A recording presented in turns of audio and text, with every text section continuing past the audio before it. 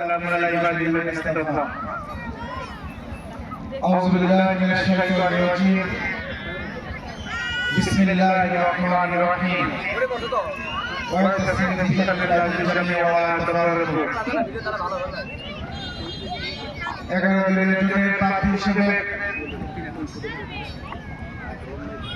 কামালগঞ্জ গ্রাম আসনে পাইকড়া ইউনিয়নের অন্যতম প্রাণ কেন্দ্র আরলা বাজারের আজকের এই জনসভায় দাঁড়িপাল্লা প্রতীকের জনসভায় সম্মানিত সভাপতি প্রিয় পরিচালক এই ইউনিয়নের সম্মানিত মুরব্বিবৃন্দ উপস্থিত আছেন বাংলাদেশ জামাত ইসলামী উপজেলা শাখার সম্মানিত সেক্রেটারি আমাদের শহীদুর রহমান সবুজ ভাই সহ জামাত ইসলামী বিভিন্ন স্তরের সম্মানিত নেতৃবৃন্দ ইসলামী ছাত্র শিবিরের বগুড়া জেলা শাখার সম্মানিত সভাপতি সাইদ কুতুব সাব্বির ভাই সহ ছাত্র শিবিরের বিভিন্ন স্তরের নেতৃবৃন্দ আমার সামনে উপস্থিত আমার সম্মানিত মা এবং বোনেরা আমাদের যুবকেরা যাদের হাতে আমরা নতুন বাংলাদেশের স্বপ্ন দেখি নতুন বিনির্মাণ বাংলাদেশের স্বপ্ন বিনির্মাণ করতে চাই সেই কিশোর যুবকেরা আমাদের সম্মানিত মুরব্বিবৃন্দ প্রিয় উপস্থিতি সবাইকে আমার পক্ষ থেকে শুভেচ্ছা এবং সালাম। আসসালামু আলাইকুম ওয়া রাহমাতুল্লাহি ওয়া বারাকাতুহু। আমাদের মুরব্বিরা সোনালী ধর্মের আছেন তাদের জন্য রইল আমার অনেক অনেক শুভেচ্ছা এবং আদাব। কেমন আছেন সবাই?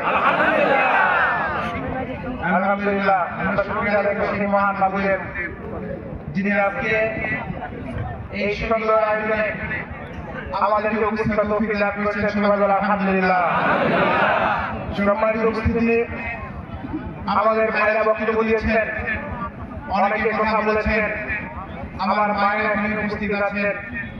আমাদের এই কামালগঞ্জ গ্রামের 3,60,000 প্রায় ভোট, যার মধ্যে 1,81,000 ভোট হল আমাদের নারী ভোটাররা। সুতরাং আমাদের এই মায়েরা, আমাদের বোনেরা, তারা যদি সত্য এবং সুন্দরের সাথে থাকে, তারা যদি দেশপ্রেমের শক্তির সাথে থাকে, তারা যদি বৈষম্যহীন বাংলাদেশ গড়ার পক্ষে থাকে, তারা যদি ইনসাফের পক্ষে থাকে, তাহলে আগামী 12 তারিখের নির্বাচনে এই কামালগঞ্জ গ্রামের কোন চাঁদাবাজ গোষ্ঠী বিজয়ী হতে পারবে না। আমাদের সম্মানিত আমির ডাক্তার শফিকুর রহমান বলেছেন, আল্লাহ আমাদেরকে সম্মানিত করলে আমরা আমাদের মা এবং বোনদের সম্মানকে আমরা ফিরিয়ে দিতে চাই।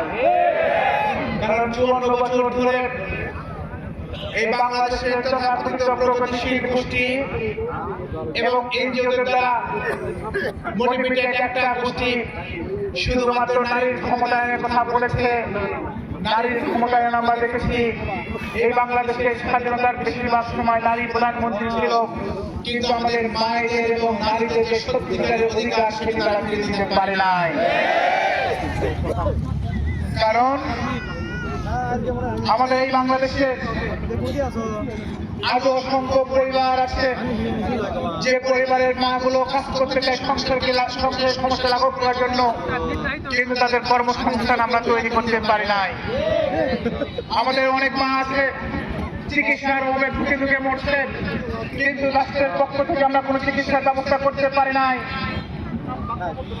আমাদের আমির জামাত ডাক্তার শফিকুর রহমান বলেছেন, আল্লাহ আমাদের সম্মানিত করলে আমরা প্রথম যে কাজটি করব তার নাম হলো ফার্স্ট 1000 ডে প্রজেক্ট, যার মানে হলো একজন নারী, একজন বোন গর্ভবতী হওয়ার পর থেকে তার সন্তানের বয়স 2 বছর হওয়া পর্যন্ত এই 3 মাস 30 দিন করে হিসাব করে প্রায় 1000 দিন হয়।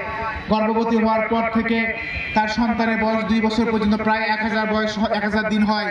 এই পুরো সময়টাকে আমরা মেডিকেল ইন্স্যুরেন্স এমনভাবে করতে চাই যাতে এই খরচটা শিশু এবং মায়ের রাষ্ট্র বহন করতে পারে।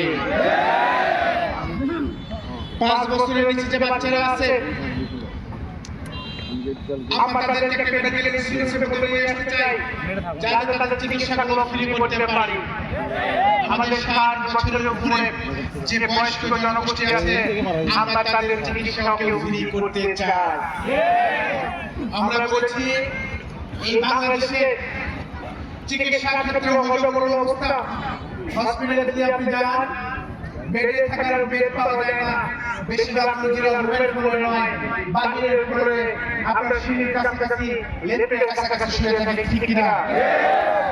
ঠিক মতো ওষুধ নাই, পরিবেশ নোংরা, সুস্থ হওয়ার যাতে অসুস্থ হওয়ার পরিবেশ বেশি সেখানে বিদ্যমান।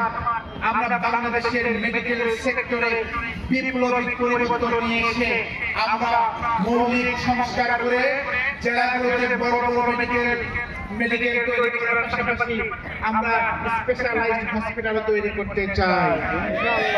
আমরা বলেছি আমাদের মেয়েদের জন্য, তাদের শিক্ষার মানদণ্ড বৃদ্ধি করার জন্য বড় বড় যে কয়েকটা আমাদের জাতীয় বিশ্ববিদ্যালয় আছে, ইডেন কলেজ, বৈদ্যনাথ কলেজ, এরকম এগুলোকে একসাথে করে ওয়ার্ল্ডের সর্ববৃহৎ উইমেন ইউনিভার্সিটি আমরা ঢাকা শহরে করতে চাই। আপনারা দোয়া করবেন, আমরা আমাদের মায়েদের অধিকারকে ফিরিয়ে আনতে চাই। এখানে অনেক পরবর্তী নারী আছেন, নিঃসন্দেহে বিশ্বাস করি আমাদের বাংলাদেশের সবচাইতে ইউরিন ইনফেকশনে ভোগেন আমাদের গর্ভবতী মা এবং বোনেরা। কিভাবে? এটি হলো আপনি দেখেন এই আনোয়ার যদি প্রাথমিক স্কুল থেকে একটা, সেখানে যদি বগুড়া শহর থেকে একটা বোন এখানে ক্লাস নিতে আসে, কিংবা এই গ্রামের একজন যদি তার কাজের প্রয়োজনে বগুড়া শহর থেকে দিন যেতে হয়, তাহলে এই বগুড়া শহরে যাওয়া আসা এর ফাঁকে তার যদি ওয়াশরুমে যাওয়ার প্রয়োজন হয় সেই ব্যবস্থাকে আমরা করতে পেরেছি। তাহলে এই বোনটা পানি খেতে গিয়ে পানি খেয়ে পানি চলে যেতে পারে। শুধু তাই নয়, শহরে যাওয়ার পরে মসজিদে যদি আজান হয়, জোহরে আজান হয়, আসরের আজান হয়, আমরা কি তাদের জন্য নামাজের ব্যবস্থা করতে পেরেছি? তারপরে যদি একটা বাচ্চা থাকে, তার বাচ্চাটা যদি দুধ পার প্রয়োজন হয়, এই রাখি যদি তার ব্যবস্থা করতে পেরেছে। আমরা চাই এই জায়গাগুলোতে পরিবর্তন নিয়ে আসবে ইনশাআল্লাহ। আমরা ওয়াইডগুলো মেমোরি করতে চেষ্টা করছি, দেখেছি রাষ্ট্র কিভাবে তার জনগণের জন্য, তার নারীদের জন্য তার সিকিউরিটি ইনশিওর করেছে। আমরা সেই কল্যাণের বাংলাদেশ তৈরি করার জন্য আজকে এখানে দাঁড়িয়েছি।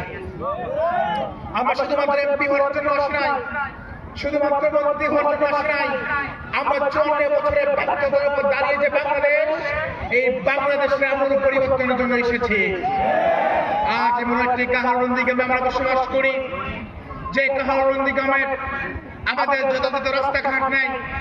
আমাদের উত্তর কাহালু এবং কাহালুতে কিছুটা মৌলিক রাস্তা আছে, কিন্তু দক্ষিণ জামগ্রাম আমাদের, তারপর মালঞ্চা একটা বড় অংশ, আর সমগ্র নন্দীগ্রামের রাস্তাঘাটের হজবরল অবস্থা।